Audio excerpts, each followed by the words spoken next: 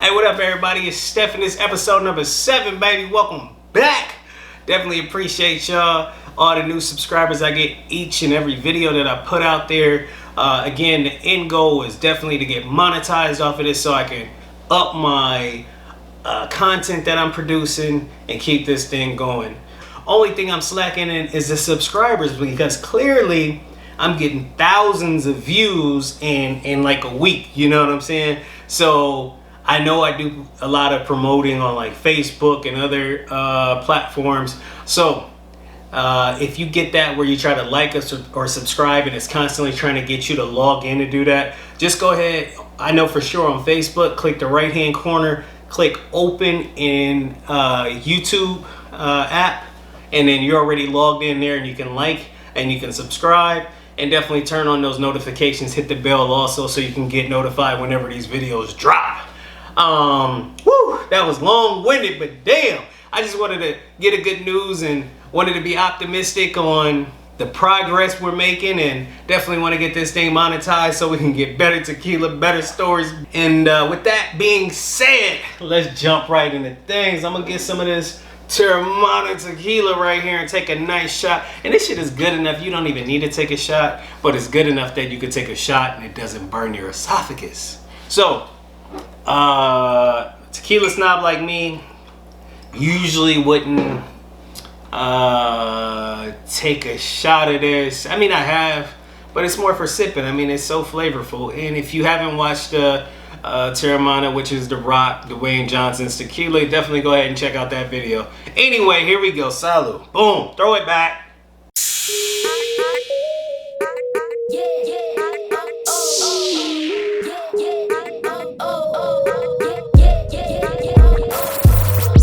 Alright, y'all, welcome back. Like I said, this is episode number 7.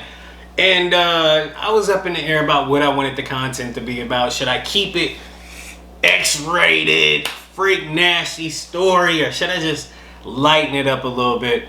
And I ain't gonna lie, based off the videos and the views you guys watching, y'all love my nasty shit. So this won't be completely crazy. And I know I told you I was gonna give y'all some hedonism and stuff like that and some other temptation stories. I'll give y'all some of that later. But I wanted to go and give an origins tale to the Tequila King. And if you don't know about me as a Tequila King, I don't know if I've introduced myself as a Tequila King probably since like the first or second video, but the homies and people that I know, or you meet me on vacation, you know me as the Tequila King, Mr. Reposado, all that good shit. So, Stefan, how did you get into tequila?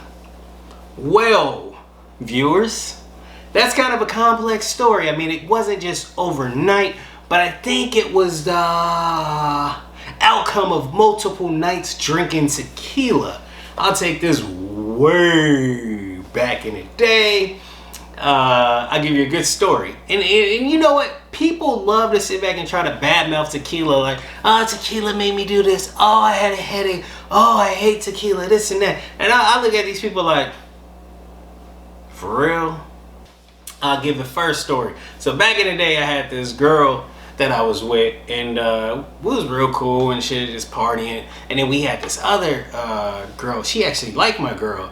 And one time we went over to her house after going to go get sushi, and she had a bottle of salsa. Don't judge me. Don't judge me. This was in my early ages, and didn't really know much about tequila at the time. But I'm giving you an introduction to my tequila and why I fucks with tequila. So, we get the salsa and shit. Next thing you know, we all in the bed. Mom, if you are viewing this, turn it off, because it ain't for you. Thank you for the click. Anyway, so we drinking the salsa, and next thing you know, we all get up in the bed and shit, laying down. I don't know why. But I'm like, alright. And the next thing you know, one thing led to the next, and then boom, I fucks with tequila. Y'all thought I was gonna get too crazy. Now I can't get too crazy, but I'm gonna leave that open. You know, it happened and this thing led to that, and then bam, bam. So, we'll fast forward that shit. And actually, let me get a special guest right now. Oh, and actually, if you like this, Tequila Made Me Do It. You can catch that go on Instagram, follow my page, Westside Tees. You can definitely place an order. I fucks with tequila, that I even wear tequila memorabilia, shirts, whatever that I make. 1 second though, because I need to get my guest. I need to get my guest for this one. Hold on 1 second. All right, got my guest. But before I get into that, let me give you the backstory, because like I always say, there's always a backstory to every story that I say. Y'all hear that? I sound like a goddamn broken record. So anyway, I was working for this Fortune 500 company back in the day, and I was on a sales team. Next thing you know, I got a trip to Cabo, all expense paid, me and X amount of other people. So the company that I worked for rented out this bar in Cabo San Lucas called Cabo Wabo, and it was all the booze you could drink. And that's where I really got introduced to tequila by this person by the name of Cabo Wabo, bitches. Woo! This is back when me and Larissa, like, we was back there acting a fool. Like, I'm gonna upload, look at this picture. In that picture, in that picture, in that picture. Cabo Wabo introduced me to my true, wild, outspoken party animal self.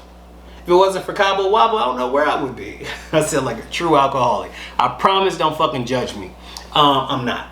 I knew I was gonna shoot an episode today, so I went to the liquor store and I got I went in there and I saw the Cabo Wabo. You know, usually I go for Reposado, but they only had Blanco or Silver, whatever you want to call it. So I picked it up anyway. So let's read this. Look, Cabo Wabo Tequila Blanco, handcrafted from 100% Weber Blue Agave in the highlands of Jalisco, Mexico.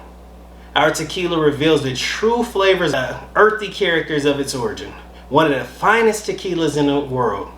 Tasting notes. Our Tequila Blanco boasts a fresh floral bouquet with spicy lime and full agave flavor. Sounds pretty goddamn good to me. And did I notice that when I was in Cabo Wabo? Probably not, because I was just throwing these bad boys back hella lit. So, go ahead and pour this in here. Let's... Oh shit, that's a lot. Okay, it's a tequila, all right. It's my show, my drink, my cup. Let's go. Let's see what it tastes like.